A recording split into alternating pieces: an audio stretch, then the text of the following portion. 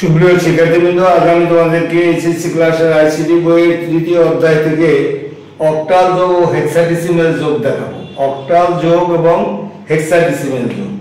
তাহলে আমরা এখানে লিখে নিচ্ছি অক্টাল যোগ। অক্টাল যোগ, এই অক্টাল যোগটা আগে করিয়ে নিই। অক্টাল যোগটা হলো আমাদের কোন ভাবে আমরা করব দেখো। তো আমাদের দেয়া আছে, মনে করো 576.43 আর এটা দেওয়া আছে 666.5.77, এটা দেওয়া আছে মনে করো 543.64। এরকম যত সংখ্যা দেওয়া থাকুক, এতে বেজ নম্বর দেয়া থাকতে পারে পরীক্ষায়, আর বেজ নম্বর দরকার নেই। এখানে অক্টাল যোগ বলা আছে, অর্থাৎ প্রত্যেকের বেজ হচ্ছে কিন্তু 8।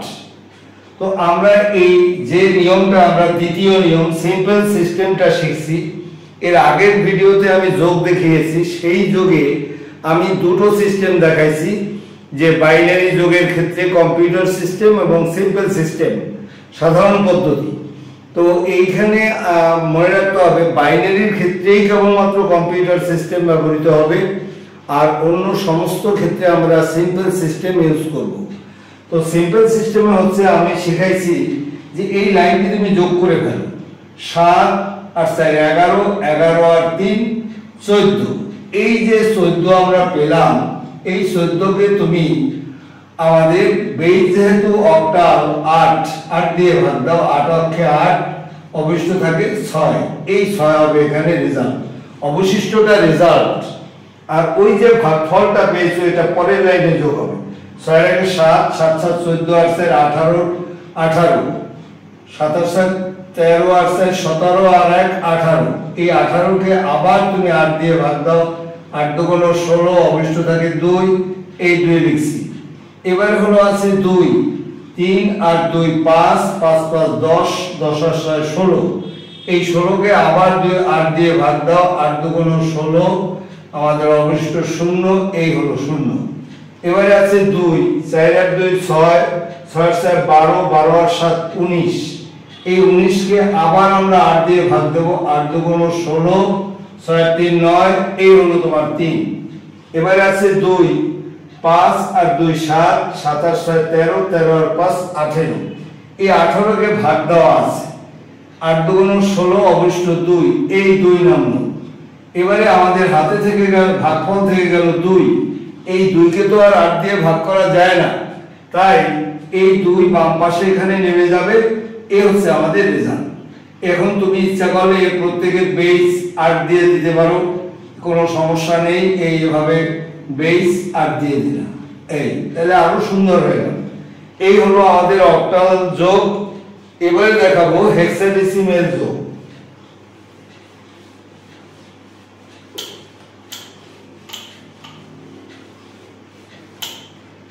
হেক্সাডেসিমেল যোগ, হেক্সাডেসিমেল যোগ।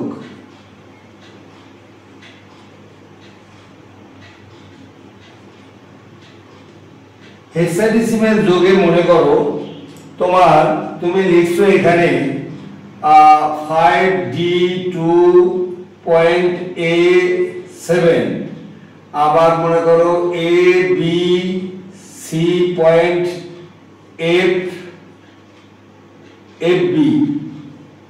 এবারে হলো মনে করো 7 8 9.65।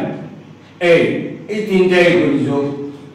তো এই যে তিনটা আমরা যোগ করব, তো আমাদের যারা একটু দুর্বল আছো তারা এখানে এই সিরিজটা লিখে নিলে সবচেয়ে ভালো হবে। A সমান সমান 10, B সমান 11, C সমান 12, D সমান 13, E সমান 14, F সমান 15। এটা লিখে নিলে সুবিধা হবে, এই জন্য এটা লিখে নেব। তাহলে তোমার ভুল কম যাবে। এখানে লক্ষ্য করো, এই 5 আর এই 7, 7 5 12, 12। এবারে বি এর মান কত? 11। তাহলে 12 আর 11 হলো আমাদের কত? 23। এই তুমি 23 পেলে, এই 23 কে এবারে আমরা যেহেতু হেক্সাডেসিমেল এর বেজ হলো 16 দিয়ে ভাগ দাও, 16 কে 16, 7 আর 6 13, এই 7 নেমে গেল। এবারে আছে ভাগফল 1, এখানে যোগ করো, 6 আর 1 7, এবারে f এর মান হলো 15 আর 7 22, এর মান 10, 22 আর 10 32, এই 32 কে আবার 16 দিয়ে দাও, 16 দুগুণ 32, অবশিষ্ট 0, এই 0 নামানো।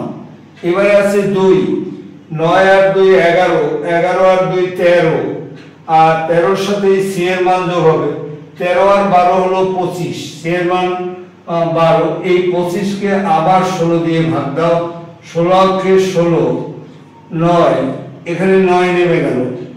এবারে 1, 18 কে 9, b এর মান হলো 11, 11 আর 9 20, এবারে 11 আর 9 20, আর হলো d এর মান হলো 33, তাইলে এই 33 কে আবার 16 দিয়ে ভাগ দাও, 16 দুগুণ 32, 1, এই 1 নেমে গেল। এখন আছে 2, 7 আর 2 9, আর এর মান 10, 10 আর 9 19, আর 5 হলো 20, 21 22 24, এই 24 কে আবার 16 দিয়ে ভাগ দাও, 16 কে 16, 8 থাকে, এই 8, এবারে হলো আমাদের 8 হয়ে গেল। এবারে ভাগফল আছে 1, এই 1 কে তো আর 16 দিয়ে ভাগ করা যায় না, তাই 1 এখানে নেমে যাবে।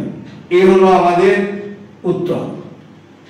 তো আমাদের একটা জিনিস মনে রাখতে হবে, যদি কখনো এই ভাগশেষটা তোমার মনে করো তোমার হয়ে গেছে, ভাগশেষটা হয়ে গেছে 14 ভাগশেষ পাওয়া গেছে, তাহলে 14 কিন্তু লিখতে পারবে না, লিখতে হবে কিন্তু এইখানে মনে করো যোগ করে তোমার 16 দিয়ে ভাগ দিয়ে তোমার মনে করো এখানে ভাগশেষটা মনে করো আসছে 15, তাহলে 15 কিন্তু এখানে লিখতে পারবে না, তোমার লিখতে হবে f, এটা যেন হেক্সাডেসিমাল যোগে আমাদের মনে থাকে।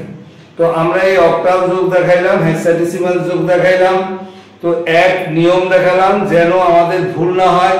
বিভিন্ন নিয়ম শেখার কোনো দরকার নেই, একটি নিয়ম ভালোভাবে শিখলে আমাদের যথেষ্ট।